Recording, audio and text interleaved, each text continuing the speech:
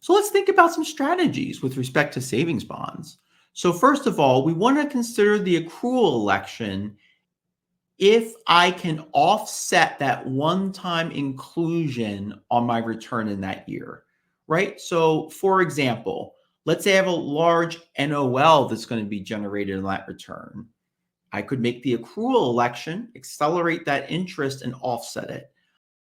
Or maybe I have a very low income year or a no income year, and I'm not going to use the standard deduction. I'm not going to use certain non refundable tax credits.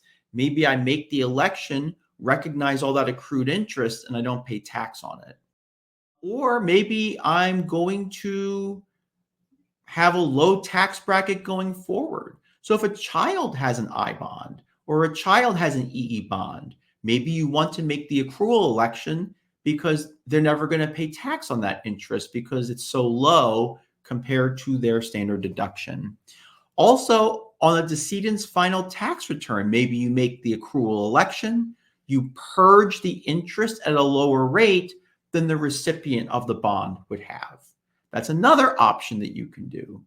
You can use the doubling feature to make a bond ladder. So maybe I buy $500 a month of an EE bond, and then eventually that turns into a stream of income of $1,000 per month that's exempt from state and local income tax.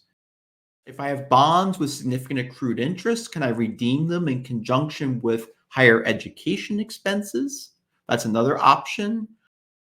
But here's the main one, and it's a big red X.